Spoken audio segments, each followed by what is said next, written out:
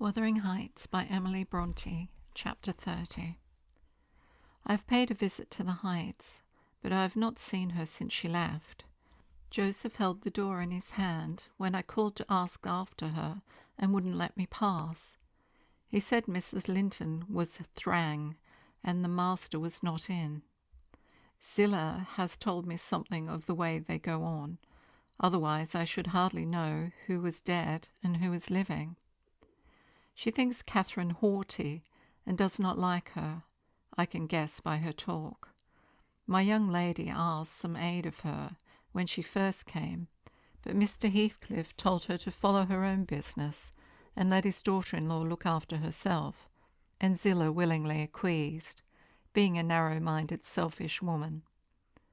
Catherine evinced a child's annoyance at this neglect, repaid it with contempt, and thus enlisted my informant among her enemies, as surely as if she had done her some great wrong. I had a long talk with Zillah about 6 weeks ago, a little before you came, one day when we foregathered on the moor, and this is what she told me. The first thing Mrs. Linton did, she said, on her arrival at the Heights, was to run upstairs without even wishing good evening to me and Joseph. She shut herself into Linton's room and remained till morning. Then, while the master and Earnshaw were at breakfast, she entered the house and asked all in a quiver if the doctor might be sent for. Her cousin was very ill. "We know that," answered Heathcliff, "but his life is not worth a farthing, and I won't spend a farthing on him." "But I cannot tell how to do," she said, "and if nobody will help me, he'll die." "Walk out of the room," cried the master, "and let me never hear a word more about him. None here care what becomes of him. If you do, act the nurse. If you do not, lock him up and leave him." Then she began to bother me, and I said I had enough plague with the tiresome thing. We each had our tasks, and hers was to wait on Linton. Mr. Heathcliff bid me leave that labour to her. How they managed together I can't tell. I fancy he fretted a great deal, and moaned himself night and day, and she had precious little rest. One could guess by her white face and heavy eyes. She sometimes came into the kitchen all wildered like, and looked as if she would fain beg assistance. But I was not doing to disobey the master. I never dare disobey him, Mrs. Dean, and though I thought it wrong that Kenneth should not be sent for, it was no concern of mine either to advise or complain, and I always refused to meddle. Once or twice, after we had gone to bed, I've happened to open my door again and seen her sitting crying on the stairs top, and then I've shut myself in, quick, for fear of being moved to interfere. I did pity her then, I'm sure. Still, I didn't want to lose my place, you know. At last, one night she came boldly into my chamber and frightened me out of my wits by saying, "Tell Mr. Heathcliff that his son is dying. I'm sure he is, this time. Get up instantly and tell him." Having uttered this speech, she vanished again. I lay a quarter of an hour listening and trembling. Nothing stirred. The house was quiet. "She's mistaken," I said to myself. "He's got over it. I needn't disturb them." And I began to doze, but my sleep was marred a second time by a sharp ringing of the bell, the only bell we have, put up on purpose for Linton, and the master called to me to see what was the matter and inform them that he wouldn't have that noise repeated. I delivered Catherine's message. He cursed to himself, and in a few minutes came out with a lighted candle and proceeded to their room. I followed. Mrs. Heathcliff was seated by the bedside, and her hands folded on her knees. Her father-in-law went up, held the light to Linton's face, looked at him, and touched him. Afterwards he turned to her. "Now, Catherine," he said, "how do you feel?" She was dumb. "How do you feel, Catherine?" he repeated. "He's safe, and I'm free," she answered. "I should feel well, but," she continued with a bitterness she couldn't conceal, "you have left me so long to struggle against death, alone, that I feel and see only death. I feel like death." And she looked like it, too. I gave her a little wine. Harriton and Joseph, who had been wakened by the ringing and the sound of feet, and heard our talk from outside, now entered. Joseph was fain, I believe, of the lad's removal. Harriton seemed a thought bothered, though he was more taken up with staring at Catherine than thinking of Linton. But the master bid him get off to bed again. He didn't want his help. He afterwards made Joseph remove the body to his chamber, and told me to return to mine, and Mrs. Heathcliff remain by herself. In the morning he sent me to tell her she must come down to breakfast. She had undressed and appeared going to sleep, and said she was ill, at which I hardly wondered. I informed Mr. Heathcliff, and he replied, "Well, let her be till after the funeral, and go up now, and then go get her what is needful, and as soon as she seems better, tell me." Cathy stayed upstairs a fortnight, according to Zillah, who visited her twice a day, and would have been rather more friendly, but her attempts at increasing kindness were proudly and promptly repelled. Heathcliff went up at once to show her Linton's will. He had bequeathed the whole of his and what had been her movable property to his father. The poor creature was threatened, or coaxed, into that act during her week's absence, when his uncle died. The lands, being a minor, he could not meddle with. However, Mr. Heathcliff has claimed and kept them in his wife's right, and his also, I suppose, legally. At any rate, Catherine, destitute of cash and friends, cannot disturb his possession. Nobody, said Zillah, ever approached her door except that once, but I, and nobody asked anything about her. The first occasion of her coming down into the house was on a Sunday afternoon.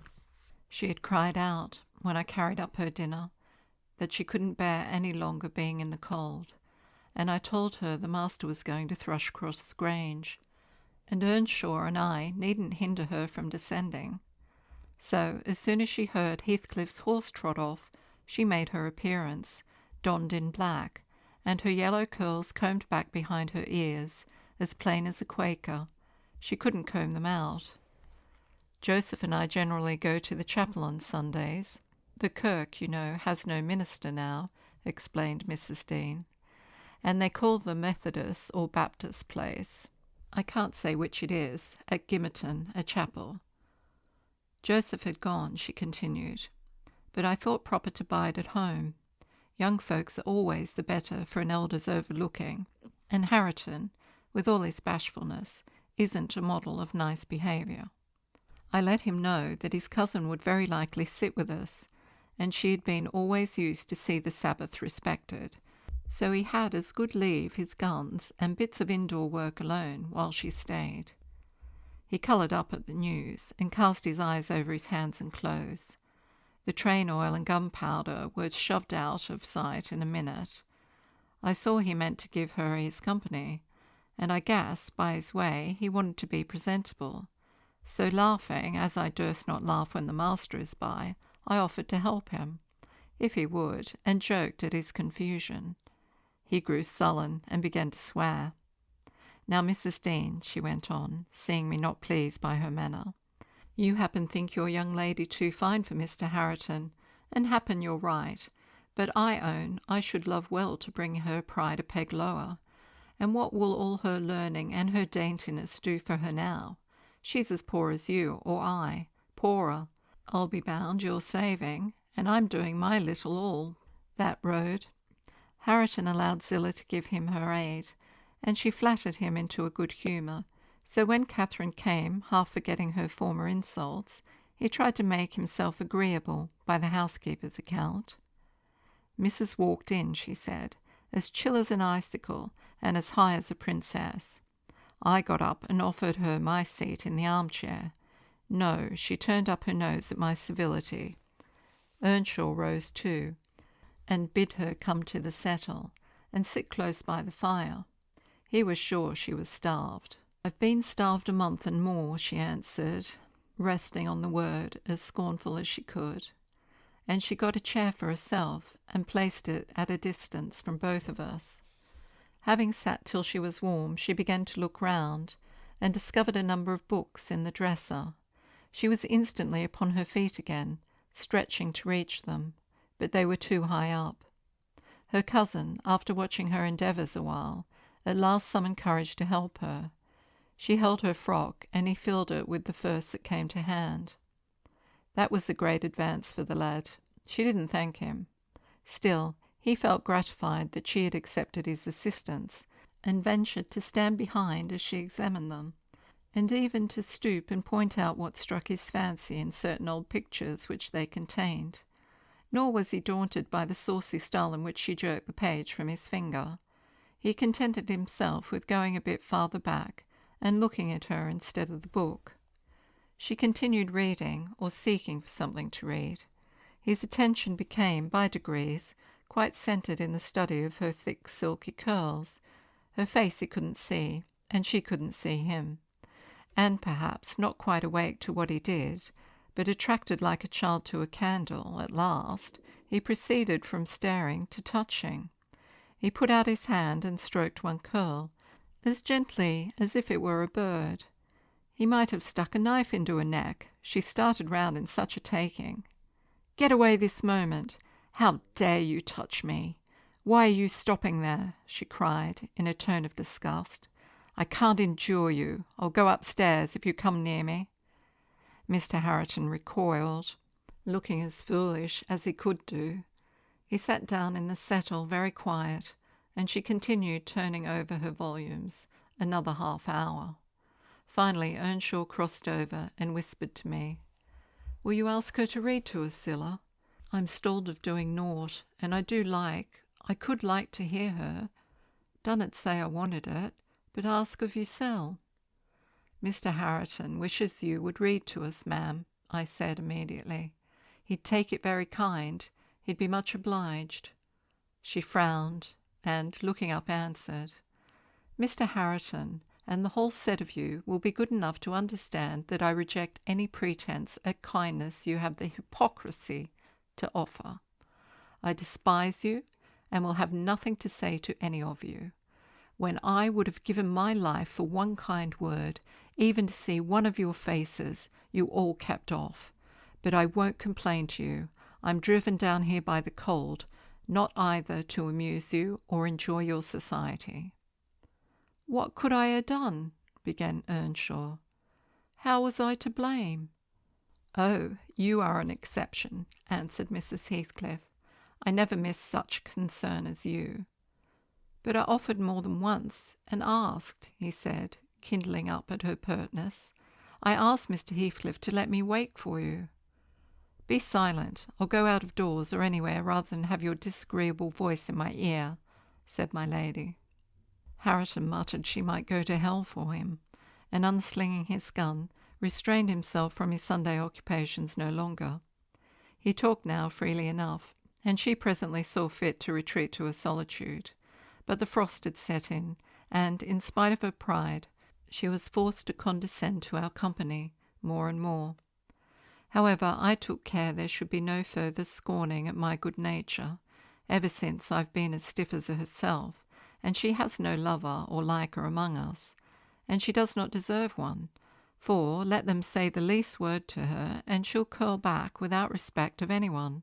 She'll snap at the master himself, and as good as dares him to thrash her, and the more hurt she gets, the more venomous she grows. At first, on hearing this account from Zillah, I determined to leave my situation, take a cottage, and get Catherine to come and live with me. But Mr. Heathcliff would as soon permit that as he would set up Harriton in an independent house, and I can see no remedy at present, unless she could marry again, and that scheme it does not come within my province to arrange. Thus ended Mrs. Dean's story. Notwithstanding the doctor's prophecy, I am rapidly recovering strength, and, though it be only the second week in January, I propose getting out on horseback in a day or two and riding over to Wuthering Heights to inform my landlord that I shall spend the next 6 months in London, and, if he likes, he may look out for another tenant to take the place after October. I would not pass another winter here for much.